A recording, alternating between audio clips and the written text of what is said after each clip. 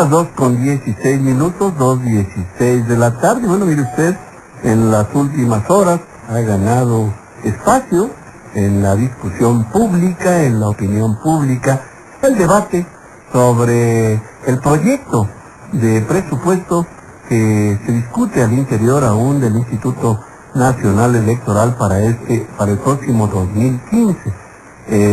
Hay, claro, toda suerte de posturas.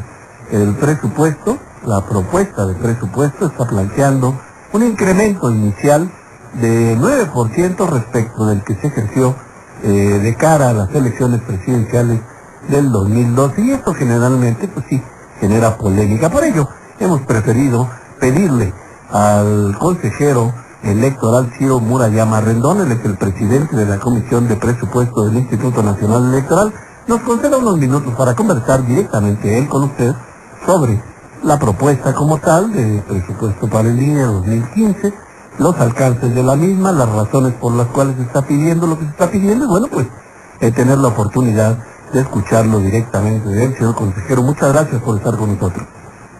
Al contrario, muchas gracias por la invitación, un gusto. Señor consejero, bueno, pues primero hay una propuesta sobre la mesa que está circulando, 19.474 millones, si estoy equivocado, corríjame, por favor. Y bueno, pues esto plantea un incremento respecto de la solicitud de presupuesto que a su vez se hizo y se aprobó para 2012 en las elecciones pasadas presidenciales. ¿Cómo justificamos un incremento, como lo justifican ustedes, señor consejero, de cara, digamos, a la solicitud que se hace al Congreso? Sí, claro, bueno, lo primero que hay que considerar es que en efecto nosotros como un órgano constitucional autónomo tenemos la obligación de presentar un proyecto de presupuesto que enviamos al Ejecutivo para que él, sin hacerle ninguna modificación, lo turne a la Cámara de Diputados, que es quien pues aprueba el presupuesto de egresos de la Federación. En efecto, nosotros hemos puesto a consideración un monto de 19.474 millones de pesos, puede disminuir en 902 millones de pesos. Si consideramos que se comparta lo que ahora se conoce como la casilla única en las 17 entidades donde va a haber elección en 2015.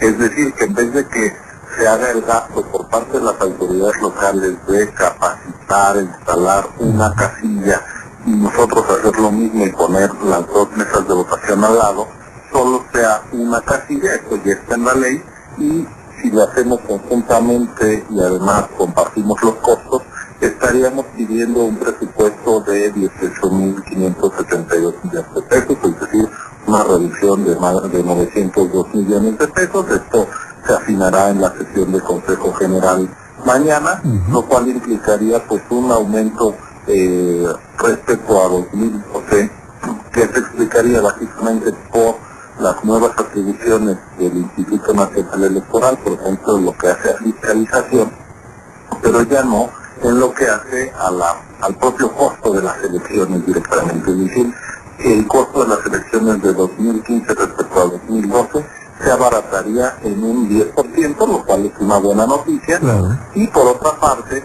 lo que sí tenemos que atender es, por ejemplo, pues las nuevas cosas que nos obliga a hacer la Constitución y la ley con la reforma.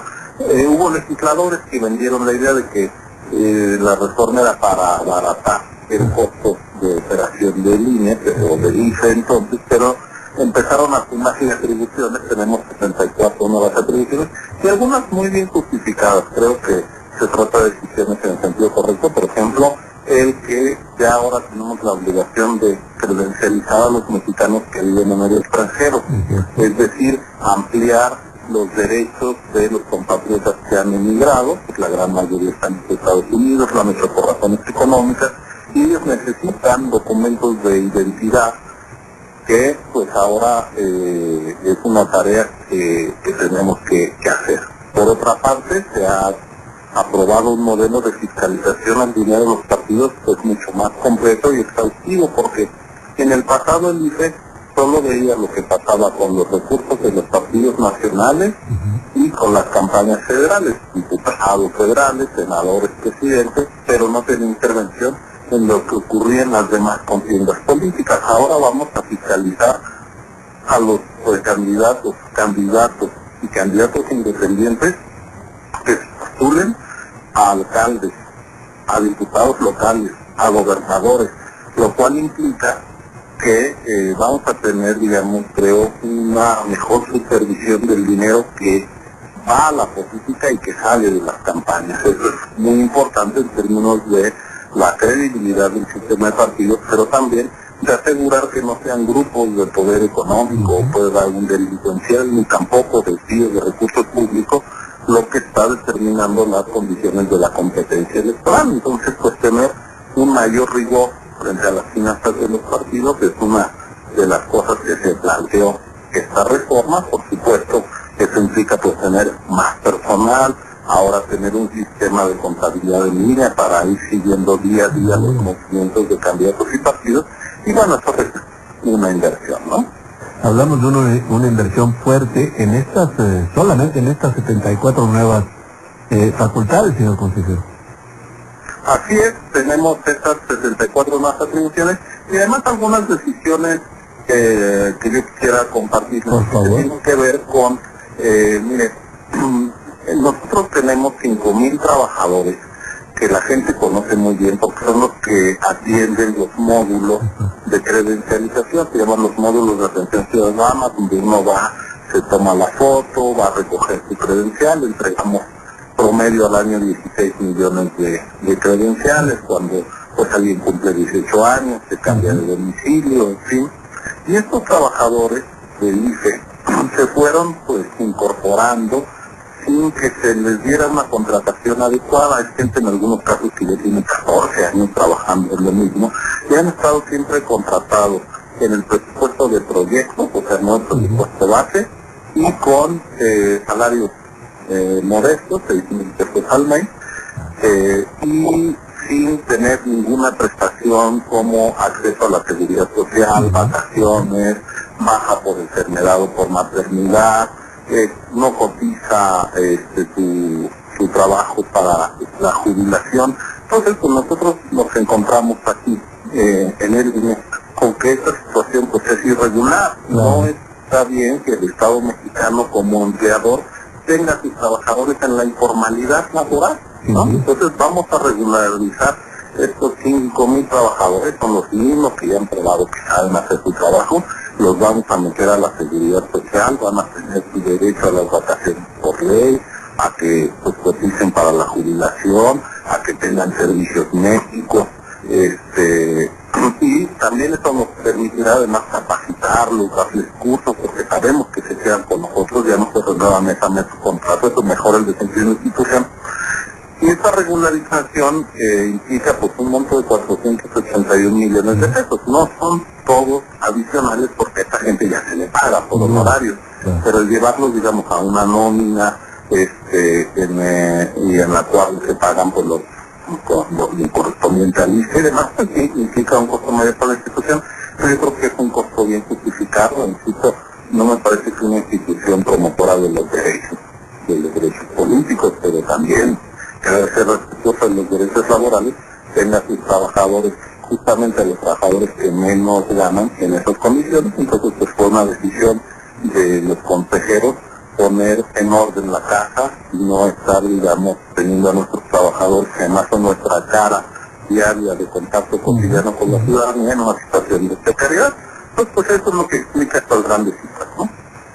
Cifras que luego nos abruman, porque sí son efectivamente impresionantes, pero cuando se van desglosando, señor consejero, vamos encontrando este tipo de programas. Vamos a regularizar 5,000 trabajadores, bueno, pues esto tiene un costo, sin duda. Vamos a echar a andar un programa de fiscalización, digamos, más a detalle, que incluso me dicen que va a ser todo un modelo de desarrollo, de seguimiento, que incluso está implicando. No existe en México, exacto. Tiene un modelo así, ni la Secretaría de Hacienda siquiera, ¿no? Sí, es lo que me decían, incluso el SAT está interesado en ver cómo se va a desarrollar esto para que, pues, eventualmente pudiera ser un modelo, ¿no? Por los alcances que pudiera tener este esquema de fiscalización, que además usted lo explica muy bien, es total y absolutamente necesario, ¿no?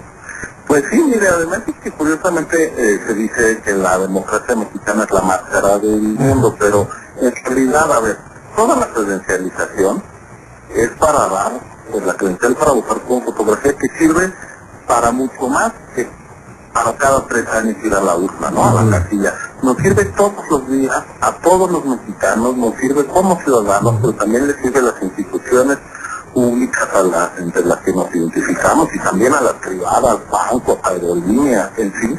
Entonces, eso en otros países es el documento nacional de identidad, pero lo pide el gobierno, pero no se contabiliza como costo electoral. Nosotros, por nuestra particular historia de desconfianza en el gobierno y en los padrones rasurados y todo aquello que ocurría allá por los años 80, pues fue necesario que se le diera una autoridad electoral autónoma supervisada por los partidos políticos la emisión de esta credencial, y pues en los hechos nuestra cédula de identidad ciudadana, que nos sirve, le sirve al país, a las instituciones públicas y privadas. No solo es un costo electoral, pero aquí pues lo computamos en el presupuesto del INE, y eso hace que parezca más que la democracia, cuando en realidad pues es un servicio público de uso diario y muy extendido. Otro ejemplo, la fiscalización. Pues este modelo tan exigente que usted comentaba, en efecto, lo hace el INE. En otros países, por ejemplo, España sí lo hace eso, el Tribunal de Cuentas. O sea, eso está en el presupuesto del Poder Judicial, no de la Autoridad Electoral Administrativa. O lo que comentábamos ahora, la credencialización en el extranjero. Bueno, esto en otros países le corresponde a la Secretaría, al Ministerio de Asuntos Exteriores. Aquí nos han dado la encomienda a nosotros. Entonces tenemos una autoridad electoral que hace mucho más que elecciones y que desarrolla tareas que en otros países le corresponden a otras dependencias de instituciones públicas del Estado, por supuesto, pero que no se computa como costo electoral. Si nosotros quitamos todo eso, pues sí sería mucho más barato, ¿no? Y mucho menos oneroso, sin duda. Señor consejero, un minuto más. Yo quiero suponer, yo quiero pensar que, digo, en razón de la representación que tienen todos los partidos, tienen ahí en el propio Consejo General. Bueno, pues los partidos son parte, digamos, por llamarlo de alguna manera, de esta programación. O sea, son parte interesada. Incluso a ellos les conviene, a nadie mejor que a los partidos les conviene que esto funcione y funcione bien.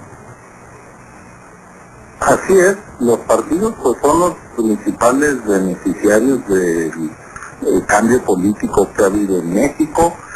Se ha multiplicado la representación, popular en términos de su pluralidad.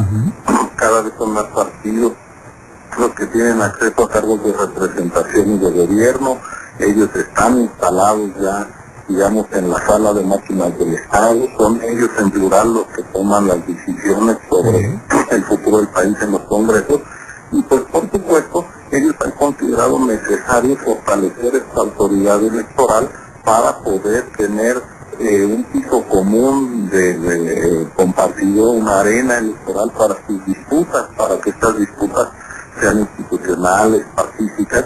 Y es una inversión, digamos, en una conciencia política pacífica y lo que se gasta en las elecciones en todo país. Es decir, yo no lo veo necesariamente como un gasto, sino como una inversión. Si no hubiera elecciones, pues este país estaría hundido, roto, no solo por los problemas de desigualdad, de inseguridad, pobreza que tenemos, sino por confrontación política violenta. Entonces, pues es un antídoto contra la violencia el tener elecciones recurrentes donde sea la gente votando la que decida quién llega a los puestos de gobierno y de representación.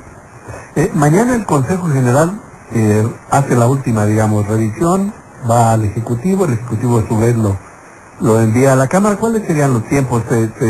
Obviamente habrá alguna convocatoria, alguna comparecencia. Sí, nosotros de gente tenemos en efecto, nosotros tenemos hasta todos los organismos autónomos como la Comisión Nacional de Derechos Humanos, el Instituto Nacional para la Evaluación de la Educación, el Instituto Federal de Telecomunicaciones, la Comisión de Competencia.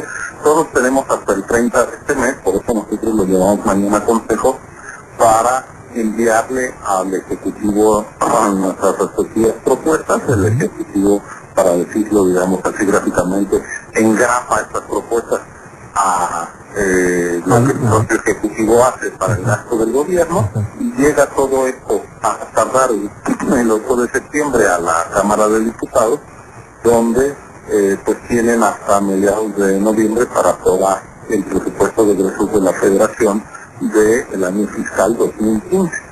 Bueno, pues ahí está la información. Muchas gracias, señor consejero electoral Ciro Murayama Rendón, por estos minutos. Y bueno, pues claro. No, al contrario, gracias a ustedes, muy amable. Vamos a darle seguimiento. Muchas gracias, señor consejero. De acuerdo, gracias a usted. Hasta luego, muy buenas tardes. Gracias, señor consejero electoral Ciro Murayama Rendón. Él es el presidente de la Comisión de Presupuesto del Instituto Nacional Electoral.